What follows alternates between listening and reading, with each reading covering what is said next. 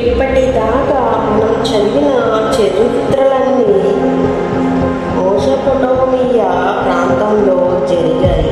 ఇప్పుడు ఆ ప్రాంతం ఇరాక్ దేశంలో ఓ భాగంగా ఉంది. ఈ అధ్యాయంలో అబ్రహాము అతని కుటుంబ సభ్యుల చరిత్రలు ఉన్నాయి. దేవుని ఎలాంటి వారిని ఆయన తన ప్రజలు ఎలా జీవించాలని కోరుకుంటున్నాడో దాని ప్రజలు నేర్చుకోవడం ఎలా మొదలు పెట్టారో ఇక్కడ మనం చదువుతాం. జాతులు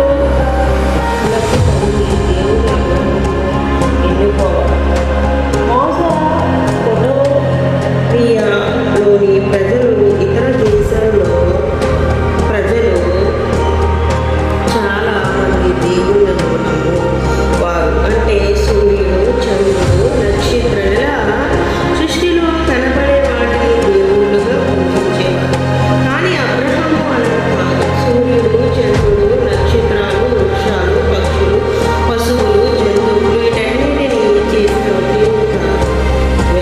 ఒకే ఒక నిజమైన దేవుడు నమ్మాడు. ఆయనే ప్రభు. ఆయన అబ్రహాముతో నీ ఇంటిని నీ ప్రజల్ని వదిలి దూర దేశానికి వెళ్ళమన్నాడు. ఆ కొత్త దేశాన్ని నీకు నీ పిల్లలకు ఇస్తానని ప్రభు వాగ్దానం చేశాడు. ప్రభువు అబ్రహాముతో నేను నిన్ను మరో దేశానికి తీసుకెళ్ళాను. నీకు నీ బంధువులు దేశాన్ని నీ ఇంటిని విడిచిపెట్టాలి. నేను నీకు చాలా మంది పిల్లల్ని మనవరాలని ఇస్తాను. అంతేకాదు ఒక నాటికి నీ కుటుంబం గొప్ప జాతిగా వర్తిల్లుతుంది. నీ కుటుంబం సంతోషం కలిగిస్తాను. నీ పేరు గొప్పది. నీవు చాలా మందికి సంతోషాన్ని కలిగిస్తావు.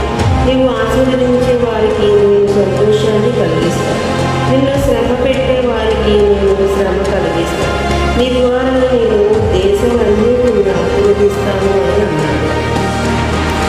అబ్రహాము హారాను దేశం వదిలి నాటికి అతని వయసు 75 సంవత్సరాలు. అబ్రహాము తన భార్య సారాయిని, తమ్ముణ్ణి, కుమారుడు లోతును తనతో తీసుకుని వెళ్ళాడు. అబ్రహాము ధనవంతుడు. ఆయనకు ఎంతో మంది బానిసలు అవుతున్నారు.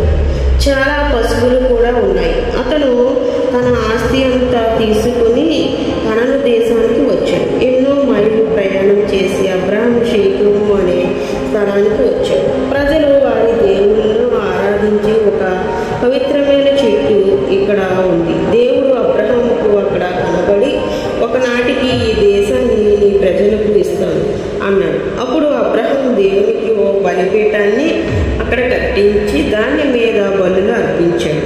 తర్వాత కనాను దేశాన్ని ఇశ్రాయేలు దేశం పిలుస్తున్నాడు. దేవుడు అబ్రహాము పేరును అబ్రహాము అని మార్చాడు. అబ్రహాము అంటే అనేక జాతులకు తండ్రి. సారాను అనే పేరును సారా మార్చాడు. సారా అంటే యువరాణి అని అర్థం. చాలా సంవత్సరాలు గడిచాక ముసలితనంలో అబ్రహాము సారాలకు దేవుడు ఒక కుమారుణ్ణి ఇచ్చాడు. అతని పేరు ఇస్సాకు. అబ్రహాము దేశమైన మెసొపొటేమియాలో ఒక వింత ఆశ్చర్యం ఉంది. అక్కడ ప్రజలు కొన్నిసార్లు తమ పిల్లలను దేవుళ్ళకు బలి ఇచ్చేవారు.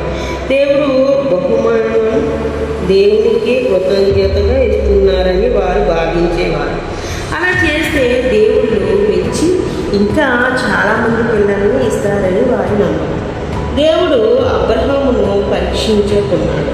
దేవుడు అబ్రహామును పిలిచి నీకు ఒకే ఒక కుమారుని ఇస్సాకును నీవు ఎంతో ప్రేమిస్తున్నావని నాకు తెలుసు. ఇప్పుడు ఆ పిల్లవాడిని మొరియా దేశానికి తీసుకుని వెళ్ళు. అక్కడ ఓ పర్వతాన్ని చూపిస్తాను. దాని మీద ఇస్సాకును నాకు బలి అర్పించాలి అని ఆజ్ఞాపించాడు.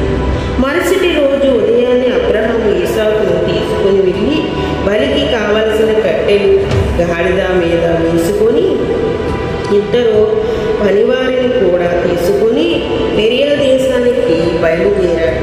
మూడవ రోజున చాలా దూరంలో ఓ పర్వతాన్ని చూశాడు. అప్పుడు పనివారిని పిలిచి మీరు